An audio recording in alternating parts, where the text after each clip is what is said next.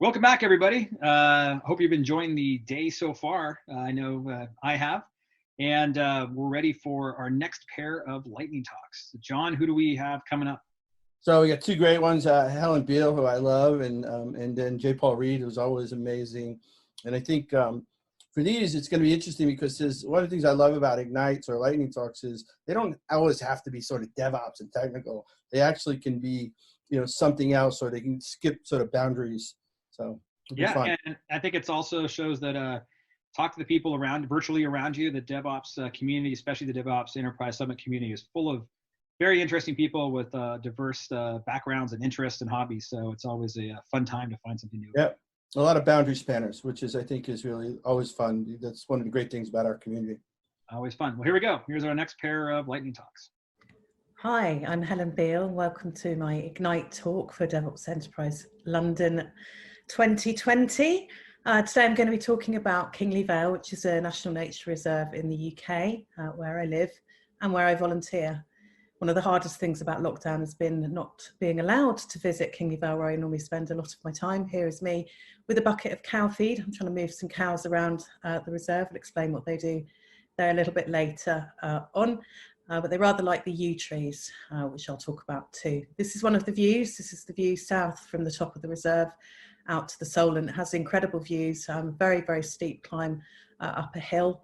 But you do get rewarded with these views out to the Solent, and they're beyond the English Channel, and they're beyond France. And this is the view the other way into the Surrey Hills, and deep in the distance there you can see a National Trust home called Uppark. And you can see our beautiful British countryside here. It's looking a little bit wintry. And here you can see the actual map of the reserve. Earlier on, you'd have seen the map of the UK. Hopefully those of you with eagle eyes would have noticed a big red pin pointing out exactly where we are, which is near Chichester on the south coast of England. And this is the reserve itself. And it's very famous for many things, partly its archaeological monuments. So here you can see some Bronze Age barrows on the left, and then you can see on the right what they look like today, and note the sheep on both of them. There's also lots of Iron Age and other things. These are the sheep. They join us every winter from the National Trust, and they're here to help us graze the grassland, basically. We have some chalkland, which is one of our treble SIs, our special sites of special scientific interest.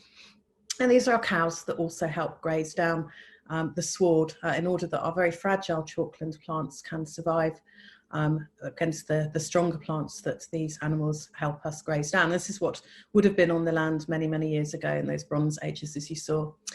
Other history, during World War II, we had a number of Canadians on site that were there, hidden, ready to do a reverse ambush. But we've got lots of ordnance still on the site, so you can see some there and see a man who's about to blow some up, and the cow's extremely unbothered. I mentioned the yew trees. This is one of the things that the site is most famous for. Huge yew forest, very old yew trees. You can see the size of them there, 500 to 1,000 years old. Very poisonous trees, although interestingly not the red berry. You can eat the red berry quite happily, but nothing else. This is Arthur Tansley, and you can see on the bottom left the stone that we have in memoriam to him, and the plaque on it there. He is the founder of nature conservation in the UK, and the reason that the reserve exists, he recognised that this was for human well-being. This is some of the tech that I use when I'm on site. So this is a little module that plugs into my phone that auto detects the bat species. You can see a couple of quite rare bats there, Deventums and Becksteins. We're particularly interested in those. All bats are protected in the UK. We also have lots of amphibians, well, as many amphibians as we have in the UK. So these are some tadpoles. We're particularly interested in newt spotting.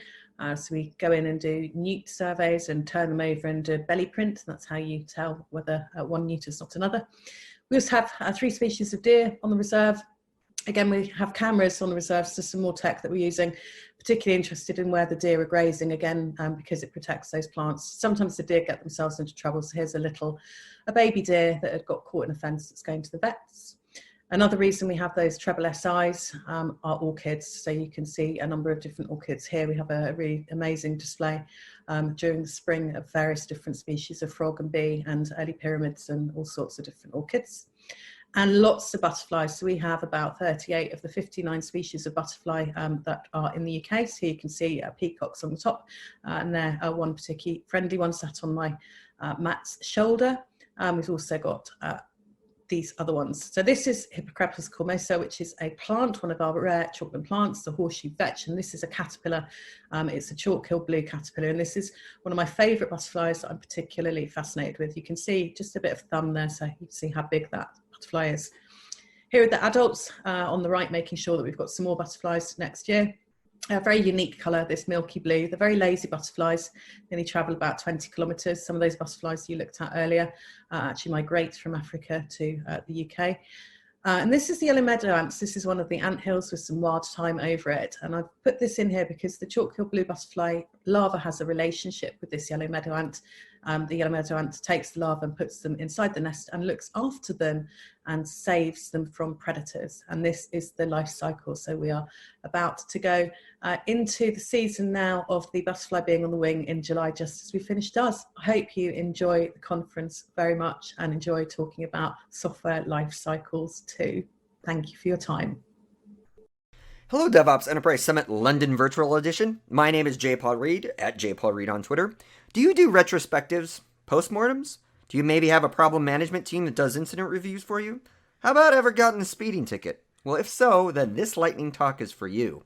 So our story starts in beautiful and sunny Daly City, California, which is just south of San Francisco, at the Daly City In-N-Out. Now, the Daly City In-N-Out is objectively one of the best In-N-Outs because it is co-located with a Krispy Kreme donut, so you can get your burgers and donuts all in one convenient location. I just picked up my mom, actually, at the airport, and we decided to have lunch at the In-N-Out there. And so I was turning left out of the parking lot after we'd eaten to get back on the highway and go home and start hanging out and doing fun stuff.